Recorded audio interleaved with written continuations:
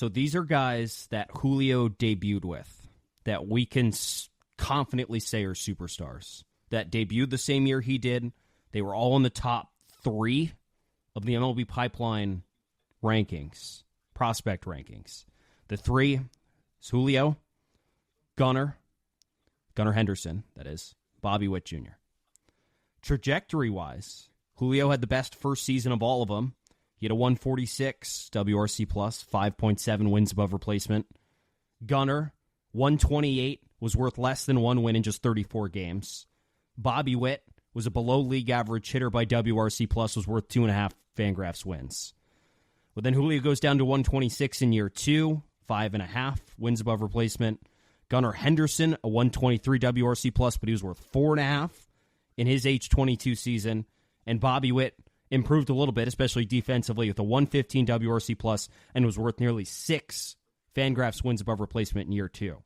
Now in year 3, when you're really supposed to see prospect breakout, Julio's having the season he is.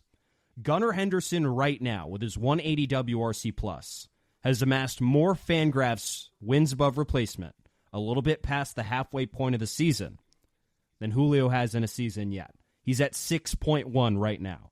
And then Bobby Witt's having an unbelievable year as well. 141 WRC+, 4.6 Fangraphs wins above replacement.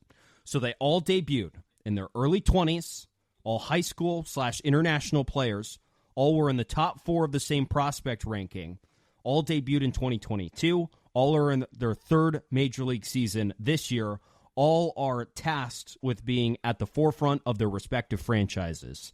And there's a stark difference between the 3. And did you mention all 3 of them are all 23 years old as well? Yeah. Yep. Yeah. Which, quick side note for a minute, Gunnar Henderson has a 6 WAR on July 1st. There's 3 months to go in the season. This dude's on pace for 12 wins. Are you kidding? Like, he's like, dude, like Gunnar Henderson's going to come into town this week. And as we saw when the Mariners played him in Baltimore, like that dude is a superstar by every sense of the word. He does it with the glove. He does it with the bat. He doesn't strike out a lot. He walks at a decent rate.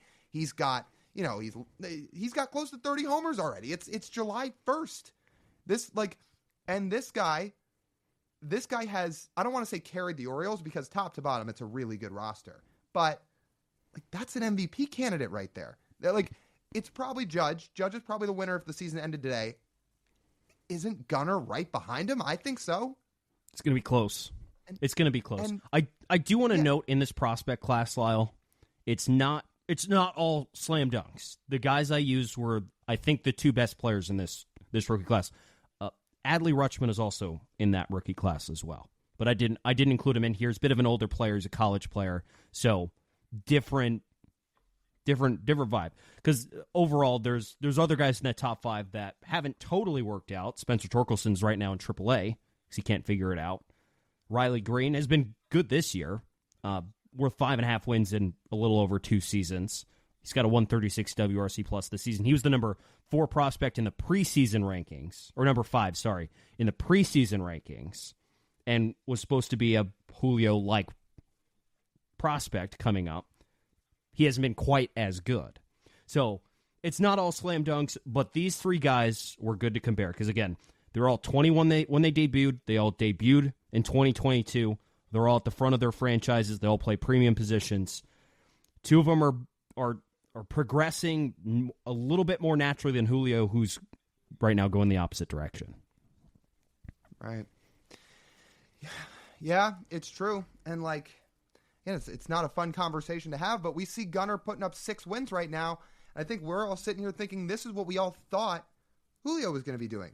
Julio was going to be the 6-win player. He'd have 30 homers at the All-Star break. He'd be fighting Judge for an MVP spot, but it's not happening right now. Like, what does the Mariners' offense look like if he had Gunnar Henderson's season right now? I mean, not only is it way leveled up, and they probably have more than a 3-game lead at the time of recording this podcast, but I bet you a bunch of other guys' numbers look a lot better. Because if Julio is such a threat, other guys have to see more pitches. I'm not saying Jorge Polanco would 100% be fixed. His numbers could be a little bit better. Maybe JP's numbers are a little bit better. Maybe Garver wouldn't have gotten off to the slowest start. We can't say that for certain. But when you have an anchor like that in an offense, it changes things. It's not a coincidence that the rest of the Orioles offense is as good as it is. Now, there's some phenomenal other hitters in that lineup, and that is a part of the reason why they're so good. But don't you think Gunnar Henderson setting the table the way he does has only helped the rest of the lineup? I think so. Don't you think Bobby Witt Jr. setting the table for the Royals has helped the rest of the lineup? I think so. I saw some bad faith tweets online that will go unnamed today regarding the Mariners offense, which has been terrible. They're bad offense for a reason. And Julio's a huge part of why they are so bad. But again, the way these messages were perceived was that the Mariners are doing exactly what they should be right now. And I'm sitting here thinking, I'm like, well, Julio should be worth at least 3.5 to 4 wins right now with a 130 WRC plus. That's what he should be doing based on what his talent is. So how is that, like, how are we on expectations right now? How are the Mariners on expectation right now? How's the offense doing exactly what they should right now? They're not. It's not. Like, this is what should be happening right now. And this is where us as Mariner fans will get riled up about this, because I do have one more, like, I'd say big point about all of this when it comes to Julio and the importance of him needing to be good. Like, he needs to be good for this all to work out, for us to have enjoyable baseball to watch in October. There is no other option for this. He needs to be Gunnar Henderson and Bobby Witt. He's paid to be that way. And based on everything the Mariners have put on his plate and the talent he has, like, there is no other option.